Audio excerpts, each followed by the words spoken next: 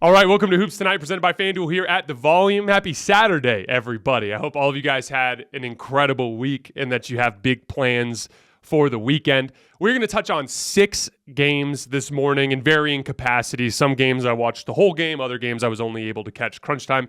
You guys know the drill when there's that many games going on in one night. We're going to open up with the Warriors losing at home to the Denver Nuggets. And what was a fun game, Denver played extremely well. Golden State not as well as they're capable of.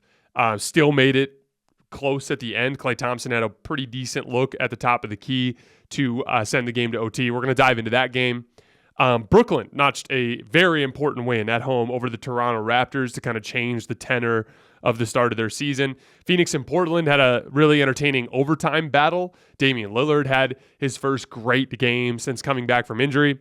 The Boston Celtics had an impressive win on the road in Miami against the Heat that we'll touch on. The Utah Jazz go into Minnesota to go up to 2-0 in a game that had to have felt good for a lot of people that work and or play in the Utah Jazz organization. And then Bradley Beal and DeMar DeRozan had a battle that led to the Washington Wizards going up to 2-0. So we're going to touch on all 6 of those games in some capacity. You guys know the drill. Before we get started, subscribe to the Volume's YouTube channel so you don't miss any more of our videos. Follow me on Twitter at @JasonLT so you guys don't miss any show announcements. And then last but not least, if for whatever reason you guys miss one of these videos, you can always find them wherever you get your podcasts under Hoops Tonight. So this game was all about shot making, in my opinion. On any given night for any given team, there's a spectrum of performances, right? In every facet of the game. Like your defense can range from whatever their best version is to their worst version, right? And everything in between. Or from a shooting perspective, some nights you make your wide open threes, some nights you don't. Some nights you rescue a bunch of possessions making tough shots, other nights you don't. It's a make or miss league. You guys have all heard that expression before. And I think it can be used as a cop-out sometimes because I do believe that you have some control over those things. Like if you make a team feel uncomfortable from the opening tip, I just think it's statistically less likely that they'll beat you with shot making because they'll all be uncomfortable and they'll all have, a lower end of their spectrum type of shooting nights because you did a better job defending. So I don't think if you're a Warriors fan or a Warriors player, that you can just go back to the locker room and be like, they made all their shots. Like it is what it is. But at the same time, like this was an impressive shot making performance from Denver. So obviously on the wide open shots, Denver was 8 for 15 on wide open threes. That means defender at least 6 feet away. Golden State was 6 for 19. So obviously a little bit of shot variance there. But man, I was watching the game and it just felt like time and time again, Denver Nuggets were making massive, important shots to stymie runs or to seed or to regain momentum in the game. And a lot of them appeared to be difficult shots. And so I went into the tracking data just to check. Denver was 9 for 14 in this game on tightly and very tightly guarded shots, according to NBA.com. That's some impressive shot making. I didn't think either team defended exceptionally well. Like Denver in general is going to struggle guarding Golden State just because of their foot speed and quickness. Golden State, I thought from the start, didn't quite have the same level of defensive intensity and ball pressure that they usually have, which, like I said, will typically lead to teams feeling more comfortable in making shots. Specifically at the end of the first quarter was where this one went off the rails. And specifically Dante DiVincenzo needs to be better guarding in ball screens, getting over the top of screens and applying back pressure. Because, man, Bones Highland, he went on one hell of a run to end the first quarter. He scored or assisted on 16 points in that quarter, just spamming high pick and roll, making jump shots, pull-up jump shots off the dribble, finishing at the rim, making reads to shooters. Jeff Green hit a couple of big shots. And then on the other end of the floor, Jordan Poole kind of had a little bit of a rough night. He did have 7 assists, but he had only 7 points and had 4 turnovers in the game. That was how they got their early lead. And then the rest of the game was just kind of a combination of Golden State clawing back and making it a game, and then Denver making shots and getting the lead back up, and then Golden State making a run and making it a game, and then Denver making shots and getting the game back to a point where they were comfortable. And there were a lot of players for Denver who made key shots or key plays during those runs. Like Aaron Gordon couldn't make a 3 in this game. I think he was 0 for 5 or 0 for 6.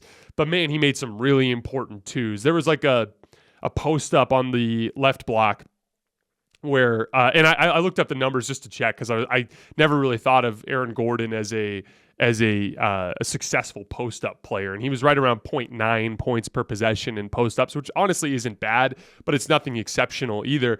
And he hit like one of the toughest shots in basketball, which is a turnaround fadeaway for a right-handed shooter over your left shoulder, because on that shot, you have to square up in midair, especially when you're spinning. So like you're planting your foot with your right foot behind your left foot, but you have to finish with your right foot in front of your left foot because most right-handed shooters like to square up with their right shoulder a little bit further forward. And he just rose up and he knocked the shot down, and I'm sitting there like, man, like, this is just one of those nights, I guess. Like, it was just a big-time shot from Aaron Gordon to stymie a run. Kentavious Caldwell-Pope just time and time again making huge plays, transition threes, attacking closeouts. I covered him when he was with the Lakers, and I always referred to him as one of the best closeout attackers in the league. And there's really, like, there's 4 things you have to be able to do to be a good closeout attacker, okay? You have to be able to knock down spot-up threes, which Kentavious Caldwell-Pope does really, really well. You have to be able to be quick to the basket, meaning like if you are if you need to gather really well to explode to the rim, guys are going to rotate and be able to get to you. Kentavious Caldwell-Pope is an amazing left leg jumper, and single leg jumping is the best way to extend out in front of you rather than slowing your momentum down to jump off of 2 feet. And he's just really good at either knocking down that jumper, ripping through and going all the way to finish with his right hand. He's got a one dribble pull up that he can knock down. That's the third thing. He had a really nice one dribble pull up in the fourth quarter where he was in the left corner, pump fake, rip through, rise up at 17 feet, and he knocked it down. And then you have to be able to make reads, meaning if you rip through and the one dribble pull up's not there and the stuff's not there at the basket, it's swinging to the next guy in the cycle to continue that drive and kick. KCP is one of the best at that in the league. In general, is just a really dependable role player. It's so funny, like LeBron has to be missing this guy.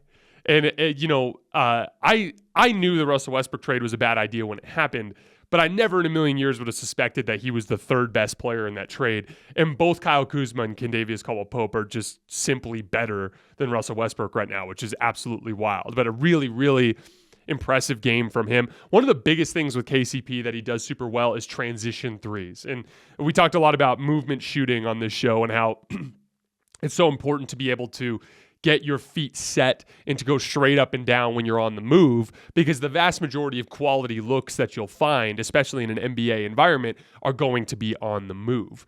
And KCP is just really good at sprinting to the corner, catching and rising and firing on balance and knocking shots down. That is why I thought it was one of the most underrated pickups of this summer and why he's such a natural fit with Nikola Jokic. Bruce Brown was incredible in this game.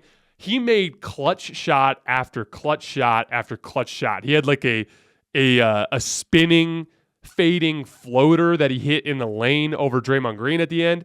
He had a really nice driving layup past Steph that was heavily contested, but he just went up with power and finished at the rim. And then he hit that huge 3 on the left wing in that like transition pressure possession where Nikola Jokic found him. Between KCP and Bruce Brown, just a couple of really smart moves from the Denver front office to bring in players that naturally fit with Jokic, that help raise their defensive ceiling. Just really smart moves from them, and both of those guys made huge plays. Michael Porter Jr. obviously made a lot of big shots. You gotta kind of tip the cap if you're Golden State. Like, yeah, you didn't play good enough defensively. Dante DiVincenzo needs to do a better job. In general, your defensive pressure from the start of the game needs to be better to make guys feel uncomfortable. But I think Denver's the best offense in the league, and they are going to have a lot of games where they get hot and they make a lot of shots, and you kind of feel helpless. One last note on Denver. There was a play where in the Helter Skelter Wild sequence at the end of the game where they got it down from 10-1 on the where they trapped Bones Highland in the corner and he threw that hook pass and I think it was Jordan Poole came in and stole it and made the layup. Right as the ball came through the net, Jokic just ran out behind the baseline and flicked a baseball pass to Bruce Brown that hit him in stride for a dunk. Just an incredible play from Jokic from the standpoint of awareness. And if you think about what that is, in a situation like that, you get the ball in, you foul. The other team's on an 11-2 run or whatever it was in the last minute. The crowd's going to be insane. Those are high-pressure free throws that change the dynamic of the game. But instead, you were able to basically skip those free throws by making that incredible play, getting the inbounds and flicking it down the court to Bruce Brown for the dunk. Clay's shot at the end, I saw, Steve Kerr had some comments about it, and some Warriors fans didn't particularly like it. Here's the thing. You got to acknowledge time and situation. So for starters, when you're up by 3, there's always a chance that they're going to foul you, especially if they feel like it's a safe spot. Like if you happen to catch and you don't appear to be looking for a 3-point shot at that specific moment in time, they hack you quick, they send you to the line. Now you don't even get your opportunity to tie the game. So that's always in there. Like you might not even get a chance to shoot a 3. So like when you happen to catch, even if you're 30 feet away from the basket and you turn and there's nobody around to foul you, that might actually just be your best chance. So I wanted to defend that. And then also, like, Klay Thompson is an all-time audacity shooter. This guy takes and makes bad shots all the time, and the Warriors have won basketball games, important basketball games, on Klay Thompson's wild shot selection many times in the past. I'll never forget, you guys probably all remember the game 6 performance against the Golden State Thunder, against the Oklahoma City Thunder. There was a play late in that game where I think Russ had a turnover on Andre Iguodala, and the game was either tied or they were down by 1, and Klay ran up the right wing and they flung a transition pass to him. And he just caught and elevated from like 27 feet on the right wing and stuck it. And that ended up being the shot that effectively determined the outcome of that game. And in this particular game, he had just made a 3 on the right wing. So he's already got a little bit of a rhythm. He already feels good. He just saw one go through the net. It's a decent look. You're worried about whether or not they're going to foul you. And he's Klay Thompson, man. You got to let him be wildly confident and to take those types of shots. But yeah, entertaining basketball game to say the least. Well, I'm never going to be worried about this particular matchup for Golden State. As far as Jokic matchups go, you can't do much better than Kevon Looney and Draymond Green. Kevon Looney in particular had a rough night guarding Jokic tonight, but I've seen him do a really good job on Jokic in the past, so I like that matchup. And then, man, what a throwback performance from Draymond Green in that second half, making all sorts of defensive plays. This was I talked to you guys a lot, right after the Draymond Green fight incident. I talked to you guys about how there's this tendency with Warriors fans to focus on the negatives on the offensive end of the floor for Draymond. And what I told you guys was there are good offensive games for Draymond and there are bad offensive games for Draymond. He has to look to score a certain amount, right? Like he's got to show at least some willingness to shoot the basketball just for teams to treat him honestly, right? He needs to make smart decisions with the pass, right? He needs to crash the offensive glass. He needs to make good decisions in the short roll. When he does those things, he's a very good offensive player. But then he can have nights where he's too passive and he's making mistakes with the pass. And those nights it can be especially glaring because then you're watching Steph ride around with 2 guys chasing him all over the place and Draymond won't shoot the basketball. Like, yeah, it gets a little frustrating in those moments. But this was a vintage Draymond Green performance, controlled the game on the defensive end of the floor. He basically ran point guard for them all night. He had 9 assists with only 1 turnover.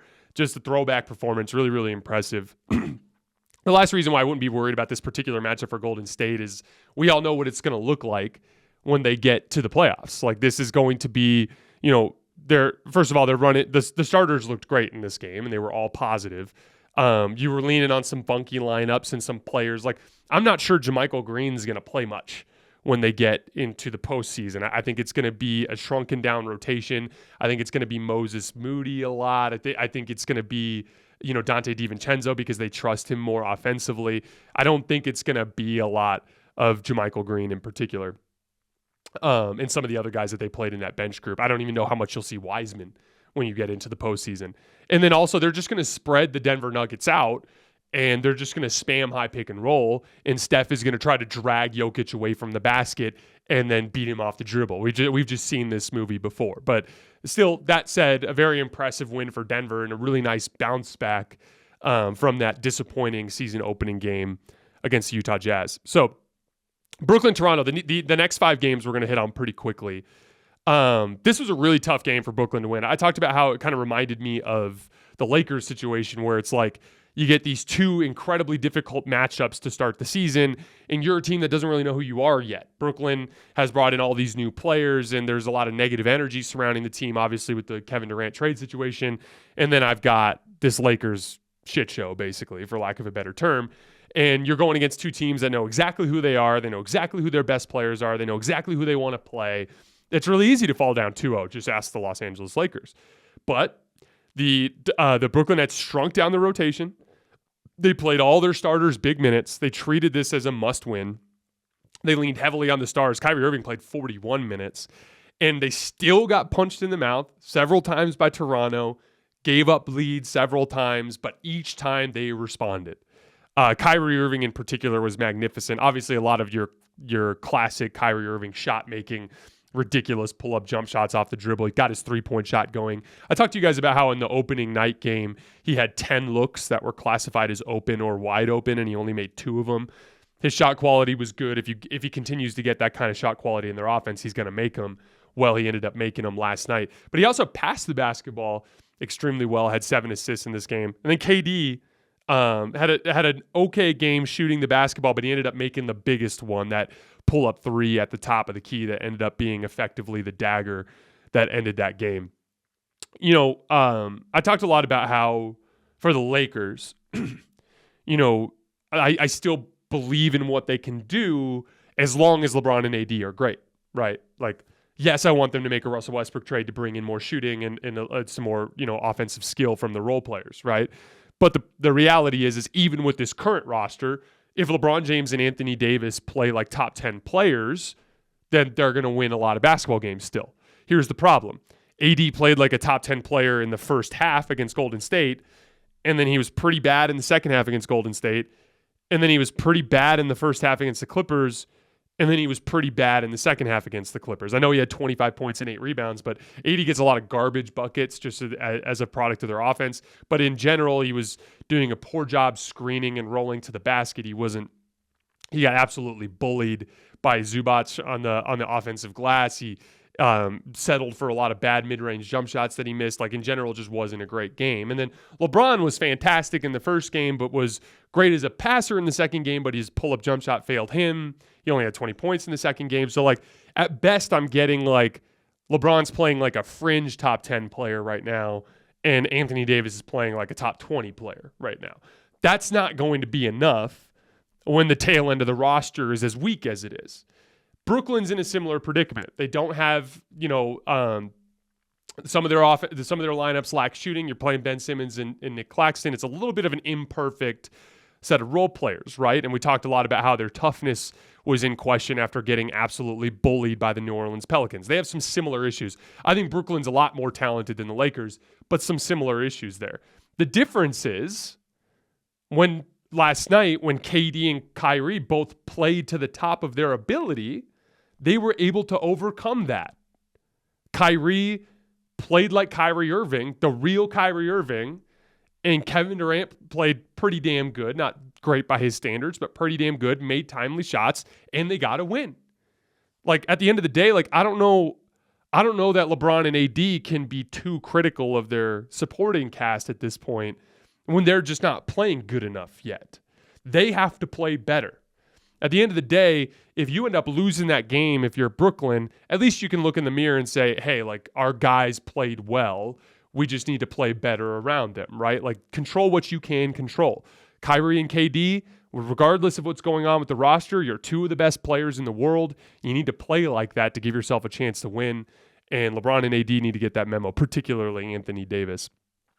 One note on Toronto,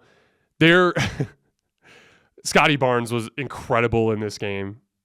He was jawing back and forth with KD. I love his competitiveness. You saw this a lot over the summer when he was playing pickup, just going at everybody in the league. But he's got like a lot of attitude, and I really like that.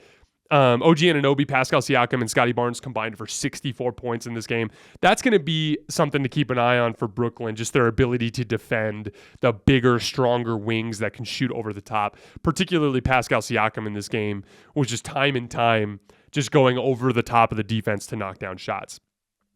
All right, Phoenix, Portland. Portland was clinging. I watched just the end of this game, about halfway through the fourth quarter, through the overtime. Portland was clinging on for dear life against the Ayton pick and roll down the stretch of that game. They were giving up switches way too easily, and then you kept ending up with like Damian Lillard or Anthony Simons guarding Ayton down low in the post, and they'd immediately dump it down there and score. They tried a bunch of different things to try to get away from that. They tried putting Jeremy Grant on Chris Paul so they could just switch it, but then Chris Paul just rejected the screen once and went right by Jeremy Grant all the way to the basket for a layup. Their best success trying to stop that Phoenix pick and roll was actually going to zone, which they were only able to do out of stoppages. But the 2 times I saw them do it, they got a stop. And then the second time, there was a foul call on Mikal Bridges, the one where he went to the line to get it to 102 to tie because he went 1 for 2, which I didn't actually necessarily think was a foul. So that was an interesting kind of mix-up from them defensively to try to stop that Ayton pick and roll. Dame Lillard finally had a great game coming back from the abdominal injury, 41. But he kind of cooled off towards the end of the game, and he needed someone else to make shots. And there was Anthony Simons. He made a huge 3 on the right wing, and then that hook shot over Mikal Bridges. Like, man, like with the angle that he had driving through the middle and the defense angle that Mikal Bridges took to get to that ball, and Mikal elevated off of his right foot and tried to meet him at the spot with his left hand on a contest. The only way he's getting that shot off is by going with that high hook, which is a damn near impossible shot, and he stuck it.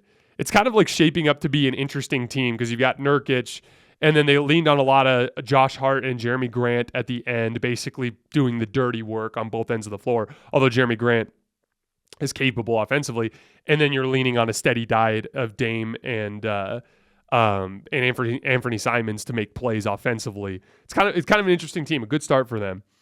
Devin Booker made 3 really solid plays at the end of this game that didn't go his way, so you got to be feeling good if you're a Phoenix. He missed his last 3 possessions of the game for Phoenix. He missed a pull-up jump shot at the free throw line that was just barely short. That was a great look for him. Then he drove on the right wing to the baseline, got all the way into the paint, and barely missed a short floater. And then on the last play of the game, he made a really nice read to DeAndre Ayton, who got fouled and should have gone to the line to make both free throws and send that game to double OT, and he just missed them. So this is a great late-game execution team in Phoenix. They did execute very well at the end of the game. You got to live with the results, though, in a make-or-miss league. Devin Booker missed 2 shots that I think the pull-up jumpers, that the kind of look that he got on that shot's about a 50% look for him. And then that floater that he missed, that's about a 70% look for him. And then obviously Ayton is a good free throw shooter who more often than not is going to make those free throws. So good. Just you got to understand an 82-game season, you're going to have some games that don't go your way. This one didn't go your way. Portland is 8th in defense so far.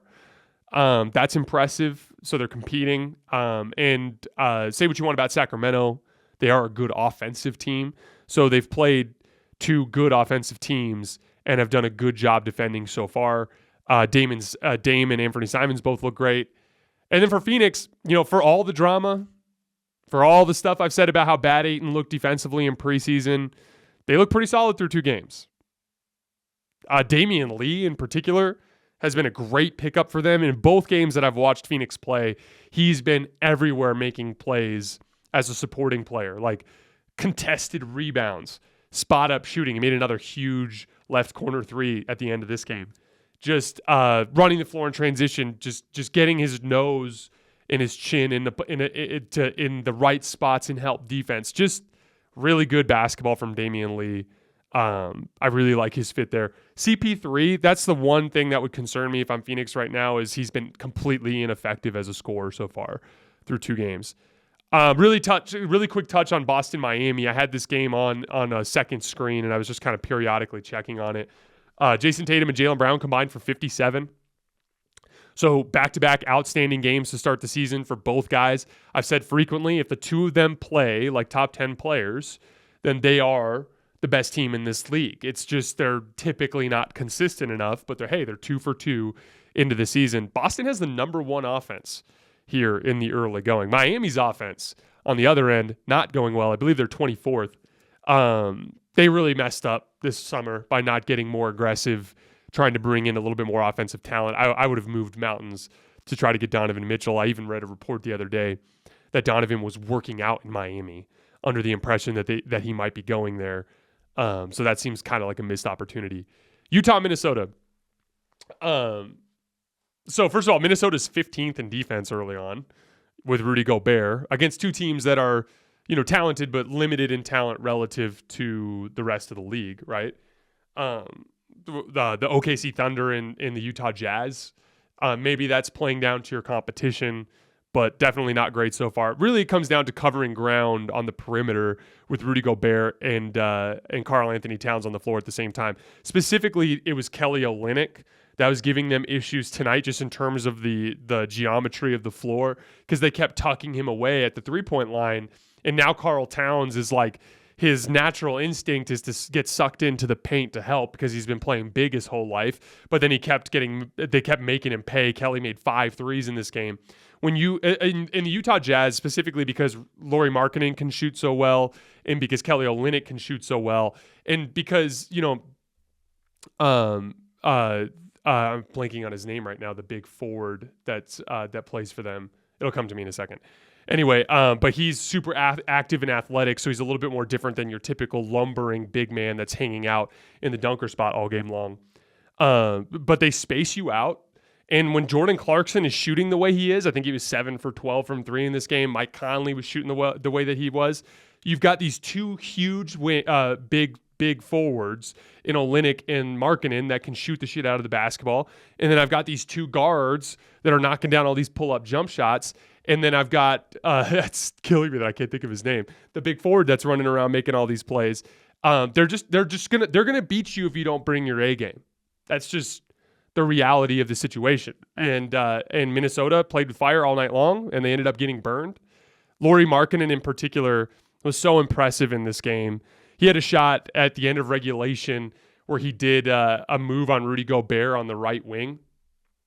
And when he made the move, Rudy's left foot slipped out from underneath him, and he came this close to falling down, and he left the shot just barely short. And man, would that have been an embarrassing end to that particular game for Rudy Gobert to get crossed up by one of the trade pieces from the tanking Jazz to nail a shot in his face to win the game. But hey, it came around at the end of overtime. He made a really nice fadeaway jump shot on the left elbow that he left just barely short, but he ended up getting the bounce. Lauri Markkanen, he's huge. He can move, and he can shoot. And that makes him a super interesting player. I've wanted the Lakers to try to get him shortly after the Donovan Mitchell trade, but then it became quickly apparent that Danny Ainge wanted to keep him, and I don't blame him. He's a really, really interesting young basketball player. Look, Utah's not going to be an easy win. He's there. It's going to be a tough matchup, especially early in the season before Danny Ainge decides to sell these players off. It's going to be tough to beat them. You're going to have to bring your A game. You're going to have to treat them as though they are a playoff type of team, because if you don't, they've got the right types of pieces to burn you. The Lakers have them on the schedule twice here in the next couple of weeks. And at this point in the year when they still are playing all their guys, again, it's not going to be easy. So Lakers might have some trouble on their hands there. The Bulls and the Wizards just saw the very end of this game. Bradley Beal and DeMar DeRozan had a really fun battle. Bradley Beal at the end of the game attacking the rim, a really nice finish, getting into Vucevic's body at the rim, and then there was a driving floater that he hit right before the one that ended up actually being the effective game winner. DeMar DeRozan pulled up a late 3 up on the right wing, and it went in and out. Could have gone either way. 2-0 for the Wizards to start the year. If you remember, they were really good last year before everyone got hurt. I say really good. They were a solid, like lower seed playoff type of team last year before everyone got hurt. It's a simple formula. You've got a really good player leading the way in Bradley Beal, who's willing to pass the basketball. He had another really good playmaking game last night, was very conservative with his shot selection. And then you just got a bunch of good role players around him. Kyle Kuzma played amazing last night. I'm a huge fan of Rui Hachimura. He's one of my favorite young players in the league, just a gigantic wing that can make plays. A fun Wizards team. They're not going to make any real noise. But anytime you surround, is one of the themes of this day, as we learned from the Denver Nuggets earlier, anytime you surround a star player with good role players, you're going to be competitive because role players are more important than ever in the modern NBA. You need them to capitalize on attention thrown at your stars. Aggregate offensive skill set down lineups is immensely important. And the Wizards just have a lot of really good role players on the team. So they're going to be interesting throughout the season. So, all right, that's all I have for tonight, guys. You can all roast me in the comments for forgetting who that forward is that plays for the it's killing me. I keep wanting to say Jaden McDaniels, but that's the other guy who played for the it's killing me. It's the other guy who played for Minnesota last year. All right, so here's the plan for this weekend. The Warriors and Lakers both play on Sunday. We're going to be covering both of those games on Jared Vanderbilt. Yes. Finally got it. All right. We're going to be covering all of Sunday night's games on Monday morning, kind of similar to what we did today.